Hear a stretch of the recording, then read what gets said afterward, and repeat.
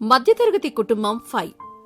పింకీ తల్లిదండ్రులు పింకీని హాస్టల్లో వదిలేసి వెళ్లిన తర్వాత పట్నానికి వెళ్లి అక్కడ తమకి పని ఇస్తాను అని చెప్పిన రాము దగ్గరికి వెళ్తారు.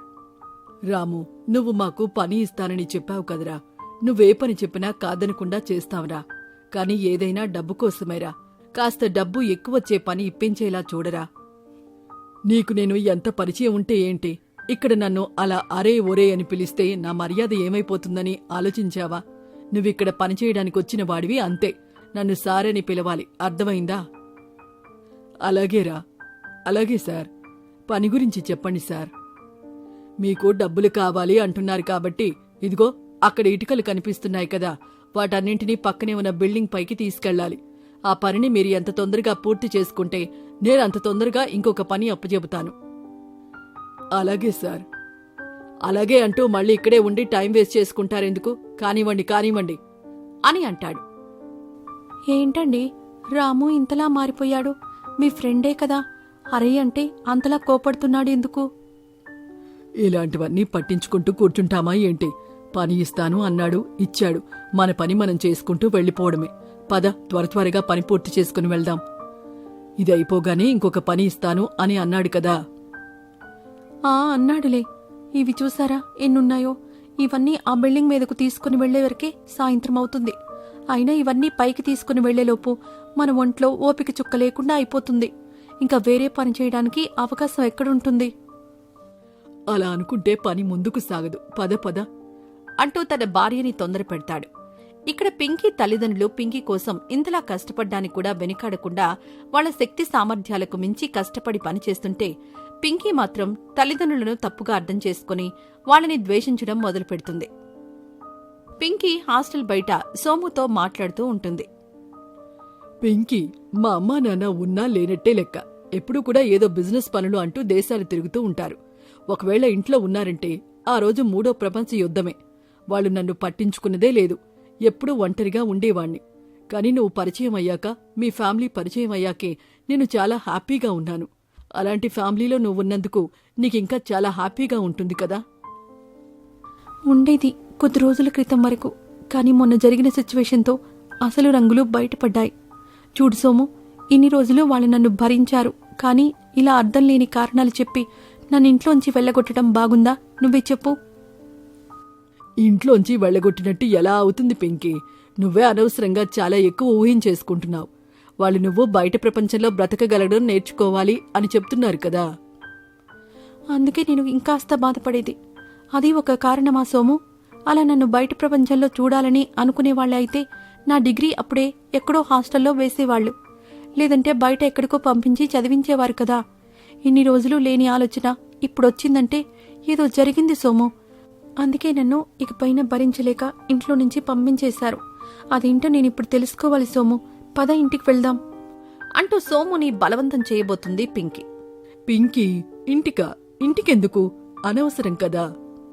అదేంటి సోము, ఇప్పటి వరకు ఇంటి గురించి, అమ్మవాళ్ల గురించి అంతలా పొగిడావు. అంతలోనే ఇంటికి వెళ్దామంటే కాదు కూడదు అంటున్నావు. నేనిప్పుడు ఇంటికి వెళ్లి తీరాలి, వాళ్ళని అడిగి తీరాలి అంటూ పక్కనే వెళ్తున్న ఆటోని పిలుస్తుంది పింకీ. ఆటో రాగానే వెంటనే ఆటోలో ఎక్కి వెళ్లిపోతుంది. సోము ఎంత వద్దని వారిస్తున్నా ఆటోలో ఇంటికి వెళ్తుంది పింకీ. పింకీకి ఇంటికి తాళం వేసి ఉండడం కనిపిస్తుంది. అదేంటి, ఇంటికి తాళం వేసి ఉందేంటి? అమ్మా నాన్న ఎక్కడికి వెళ్లి ఉంటారు? బయటికి ఎక్కడికైనా వెళ్లి ఉంటారా అని ఆలోచిస్తుండగా పక్కింటి ఆవిడ కనిపిస్తుంది. పింకీ, ఎప్పుడొచ్చావు? ఇన్ని రోజులు ఎక్కడున్నావమ్మా? నేను స్టడీస్ కోసం హాస్టల్లో ఉంటున్నాను. ఇంతకీ అమ్మా నాన్న ఎక్కడికి వెళ్లారు? అదేంటి, ఏమీ తెలియనట్టు అడుగుతున్నావు? మీ అమ్మా నాన్న 1 సంవత్సరం వరకు రామని చెప్పి వెళ్లారు కదా. ఇంటికి ఎవరో కిరాయికొస్తారని చెప్పారు. తాళం చెవి కూడా నా దగ్గరే పెట్టారు. నీకు విషయం తెలియకపోవడమేంటి? తెలియకపోవడం కాదు, అమ్మ వాళ్ళు చెప్పారు కానీ నాకు సరిగా అర్థం కాలేదు. సరే నేను హాస్టల్కి వెళ్తాను అని పింకీ వెళ్తుండగా ఎదురుగా వస్తున్న సోము కనిపిస్తాడు. బాబు, వచ్చావా? రారా, అసలు నిజాలేంటో చూతువు గాని. మా అమ్మ అద్భుతం, మా నాన్న అమోఘం అని చాలా మాట్లాడావు కదా. ఇప్పుడు చూడు, నన్ను ఇంటి నుంచి వెళ్లగొట్టి వాళ్ళు సంవత్సరం పాటు ఏదో ట్రిప్పుకు వెళ్లారంట. అది పరిస్థితి. నువ్వు చెప్పిన మాటలు విని నేనేదో వాళ్ళని గొప్పగా ఊహించేసుకున్నా. అంత గొప్పేమీ లేదిక్కడ. నన్ను భరించలేక వదిలేశారు కదా, నా బ్రతుకు నేను బ్రతకగలను అని నిరూపించి తీరుతాను. పద అని సోముతో కలిసి వెళ్తూ ఉంటుంది పింకీ. వాళ్ళిద్దరూ అలా కలిసి వెళ్లడం చూస్తాడు రింకు. ఇదేంటి, ఇంటికి చూస్తే తాళం వేసి ఉంది. ఇంట్లో ఎవరూ లేని టైంలో వీళ్ళిద్దరూ ఇలా తోడుగా ఎక్కడికి వెళ్తూ ఉండి ఉంటారు? అయినా ఇంట్లో ఎవరూ లేనప్పుడు వేరే వ్యక్తికి ఇంట్లో ఏం పని? అది కూడా తనెంతే వయసున్న అమ్మాయితో. అసలేమై ఉంటుందబ్బా? ఇప్పుడే వెళ్ళి అడిగితే బాగోదు. ఇంట్లో వాళ్ళకి ఫోన్ చేసి అసలు వాళ్ళెక్కడికి వెళ్లారో కనుక్కుందాం అని పింకీ తండ్రికి ఫోన్ చేస్తాడు రింకు. కాని అతని ఫోన్ కలవకపోవడంతో పింకీకి ఫోన్ చేస్తాడు. Hi Rinku, how are you? ఏంటి సడన్ గా ఫోన్ చేశావ్? ఏదైనా మాట్లాడాలా? అవును, మాట్లాడాలి. నిన్ను కలవచ్చా? నువ్వెక్కడున్నావు పింకీ? నేనా? ఇప్పుడే ఇంటి దగ్గర నుంచి కాలేజీకి వెళ్తున్నా. నువ్వు అక్కడ కాలేజ్ దగ్గర కలవచ్చు. సరే అయితే అక్కడికే వచ్చి కలుస్తాను అని అంటాడు రింకు దూరంగా నడుస్తూ కనిపిస్తున్న పింకీని మరియు సోముని చూస్తూ. కాలేజీకి వెళ్తున్నాను అని చెప్పింది, కాని వాడితో ఉన్నానని మాత్రం చెప్పలేదు. నాకేదో తేడాగా అనిపిస్తుందే. సరే, ఇప్పుడే ఆవేశపడ్డం అనవసరం. కాలేజ్ దగ్గరికి రమ్మని చెప్పింది కదా, అక్కడికి వెళ్తే అసలు సంగతేంటో తెలిసిపోతుంది. మీరు కూడా ఏం జరగబోతుందో చూస్తూ ఉండండి. సబ్స్క్రైబ్ చేయడం మర్చిపోకండి. మళ్ళీ నెక్స్ట్ వీడియోలో ఏం జరిగిందో మీకు వివరంగా చెప్తాను. ఇక ఉంటాను. ఓ మధ్యతరగతి కుటుంబం 3. ఏమండోయ్ రాముగారు, అబ్బాయికి మీ అమ్మాయి బాగా నచ్చిందంట. ఆ అబ్బాయి ఒకసారి మీతో మాట్లాడతానని అంటున్నాడు. ఈరోజు ఇంటికొస్తాను అంటున్నాడు. కాకపోతే ఈ విషయం వాళ్ళ అమ్మా నాన్నలకి తెలియకూడదు అనేది అతని కండిషన్. మీరేమంటారు? సరే పంతులు గారు, రమ్మని చెప్పండి. అతనేం మాట్లాడాలి అనుకుంటున్నాడో చూద్దాం. సరే, అలాగే చెప్తాను అని పంతులు అతనికి ఫోన్ చేస్తాడు. పంతులు గారు, ఏమన్నారండి? మాట్లాడారా వాళ్లతో? ఏమన్నారు? బాబు, నేను వాళ్లతో మాట్లాడాను. మీరు భేషుగ్గా రావచ్చు. అమ్మాయితో మాట్లాడొచ్చు. సరే, వస్తాను అని చెప్పిన తర్వాత పంతులు వెళ్ళిపోతాడు. అమ్మా పింకీ, నీతో మాట్లాడ్డానికి అబ్బాయి వస్తున్నాడమ్మా. నాకోసమా? నాకోసం ఎవరొస్తున్నారు నాన్నా? పెళ్లి వయసొచ్చిన తర్వాత చూడ్డానికి వస్తూనే ఉంటారు కదమ్మా, అలాగే ఇప్పుడొచ్చే అబ్బాయి ఒకడు అని చెప్తుండగానే సోము ఇంటికొస్తాడు. నాన్నా, ఈ అబ్బాయా? ఇతను నాకొద్దు నాన్నా. ఫ్రెండ్లాగా అయితే ఓకే, కాని పెళ్లి కంటే కష్టం నాన్నా. ఇతను కాదులేమ్మా, వేరే అబ్బాయి వస్తున్నాళ్లే. నువ్వేంటి బాబు ఇలా వచ్చావు? ఊరికే వచ్చానంకుల్. ఇంటి దగ్గర అమ్మా నాన్న ఫుల్ బిజీగా ఉంటారు. నేను డిస్టర్బ్ చేసినా అవ్వరు. సో నేనిలా ఎక్కడో ఒకచోట ఉంటాను. అంత బిజీగా ఏం చేస్తుంటారు? మాట్లాడుకుంటూ ఉంటారు. నేను ఆపాలని చూసినా నో యూజ్. అందుకే వాళ్ళ నుంచి నేనే దూరంగా ఉంటాను అని మాట్లాడుతూ ఉండగా రింకు ఇంటికొస్తాడు. నమస్తే అంకుల్, నేను రింకు. ఇందాక పంతులు గారు చెప్పారు కదా. బాబూ, నువ్వా? రా బాబూ, కూర్చో. ఏదో మాట్లాడాలి అన్నావంట, చెప్పు బాబూ. ఏమీ లేదు సార్.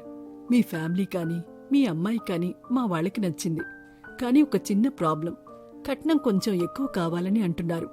మీరివ్వడానికి రెడీగా ఉంటే పర్లేదు.